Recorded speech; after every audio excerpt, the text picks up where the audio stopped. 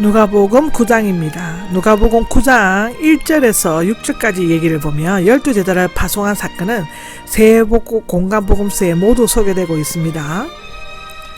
갈릴리 전도는 4기로 구분되는데 제1기는 일정한 제자가 없었고 2기는 네 제자 즉 베드로, 안드레오, 야고보, 요한을 부르는 것으로 시작되고 세 번째는 제3기 12제자를 택한 것으로 시작되고 제4기는 12제자를 파송함으로 되어 있습니다. 3절입니다. 3절에는 돈이 나오는데 은이며 마태와 마가에는 동으로 나와 있습니다. 여행에 필요한 물건을 가지지 말라고 한 것은 오직 하나님만 의지하고 전도에만 전념해야 하며 당시 자고 먹는 것은 나그네 특히 복음 전도자를 대접하는 풍습이 있었기 때문이라고 기록되어져 있습니다. 를 보면 복음을 전하고 병을 고쳐주었다가 나옵니다. 12제자가 받은 사명은 하나님 나라를 선포하고 병든 사람을 고쳐주는 것이었다고 하죠. 그들은 이미 귀신들을 제압하고 질병을 고치는 능력과 권세를 받았기 때문에 사명을 잘 수행할 수 있었다고 합니다. 1절에서 9절은 헤롯이 불안한 것에 대해서는 마태복음 14장, 마가복음 6장에 설명했습니다. 7절은 헤롯 왕이 나오는데 헤롯 대왕과 사마리아인 아내 말타게 사이에서 난 헤롯 안디바이며 헤롯 빌립 1세의 아내이며 조카였던 헤로디아와 결혼을 하였습니다. 이를 공개적으로 비난한 세례자 요한은 결국 목베어 죽였습니다. 마태복음 14장 3절에서 11절에 설명드렸습니다. 8절에는 엘리야가 나타났다가 되어 있죠. 당시 어떤 사람은 세례자 요한과 예수님의 사역이 비슷했기 때문에 예언된 엘리야로 믿고 있었던 요한이 다시 살아났다고 말하였습니다. 그 소문을 들은 헤롯 안디바는 몹시 당황하였고 예수님을 만나보려고 했으나 그것에 응하지 않으셨다고 합니다. 10절에서 17절에는 5,000명을 먹이신 것은 네 복음서에 모두 기록된 유일한 사건, 기적인 사건입니다. 자세한 것은 마태복음 14장 13절에서 23절에 설명드렸는데 마가와 누가에는 이 사건이 행해지기 전 12제자들이 전도 여행에 돌아왔다는 것을 덧붙이고 있습니다. 예수님께서는 그들에게 휴식을 주고 더 가르치시기를 위해 베세다라는 마을, 즉 아마도 요단강 동쪽에 있는 베세다 올리아스로 데려가셨을 것입니다. 그런데 배가 가는 곳을 보고 뒤따라온 무리들이 그곳에서 기다리고 있었다고 마가복음 6장 33절에는 기록하고 있죠. 그때가 6월절 전이어서 예루살렘으로 가려는 사람들이 많은 몰려들기 시작했다고 합니다. 이 사건에 대한 누가의 설명은 마가보다 더 짧고 덜 명확하다고 합니다. 이것은 요한복음 6장 24절에 나와 있습니다. 16절에 보면 떼어 주시면서가 나옵니다. 떼어는 부정과거형이며 단번에 떼신 것을, 주어는 미완형으로서 계속적으로 주신 것을 나타냅니다. 빵을 계속 떼어 나누어준 이 동작에서 이적이 일어났지만 그것이 어떻게 진행되었는지는 알 수 없습니다. 그러나 분명한 것은 5덩이의 빵과 2마리의 물고기로 남자 5,000여 명, 어린아이와 여자아이까지 합치면 2만여 명이 배불리 먹고도 남았다는 사실입니다. 말씀 한마디로 우주 만물을 만드신 주님께서 이런 이적을 행하셨다는 것은 매우 자연스러운 일이고 놀랄만한 일이 아니죠.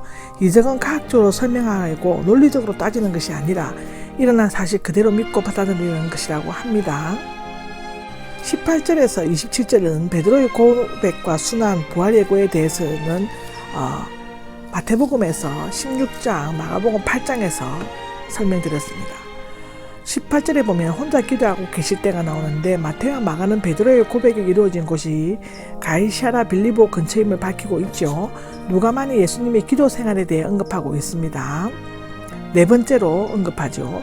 그런데 마가와 마태에 언급되고 있는 만류하고 책망받는 내용이 누가에는 생략되어 있습니다. 또한 마태에 있는 베드로를 칭찬하는 것이 마가와 누가에는 없습니다. 23절에는 날마다가 나옵니다. 누가만이 덧붙이고 있고 로마서 8장 36절, 고린도전서 15장 31절을 보시면 되는데요. 십자가란 말이 본서에서 처음 나오고 있습니다.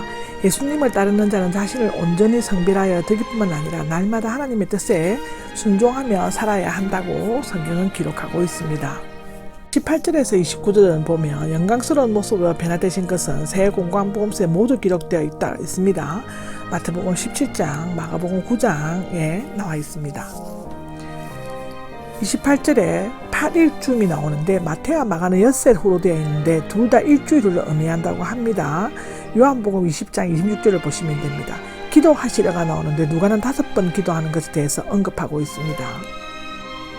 29절입니다. 29절에는 그의 얼굴 모습이 변하고가 나오는데 마태와 마가에는 모습이 변하셨다라고 되어 있는데 누가는 이 단어를 쓰지 않는 것은 오비드에 나오는 것처럼 이교도와 연관이 있기 때문일 것이라고 기록하고 있습니다. 31절인데요. 31절 때는 떠나가실 일이 되어 있는데 밖으로 나감, 출발, 탈출을 의미한다 합니다.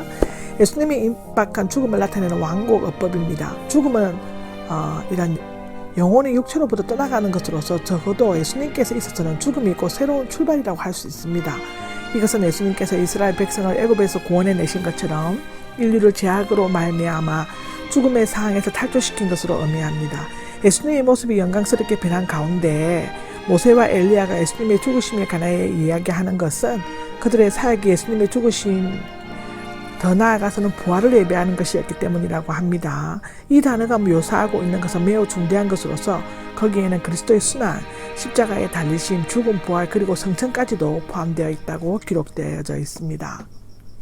37절에서 43절에는 귀신 들린 아이를 낳게 한 기적에 대해서 마태복음 17장, 마가복음 9장에 얘기를 하는데 마가는 이 이야기를 상세히 기록하였지만 마태와 마가는 비교적 간단히 기록하였습니다. 37절에 보면 그 다음 날이 나오는데 예수님과 그의 세제자들이 이튿날 산에서 내려왔다고 말하고 있는데 따라서 제자들이 환상을 본 것은 밤중이었고 그들이 졸아야만 했던 이유를 설명해 주고 있습니다.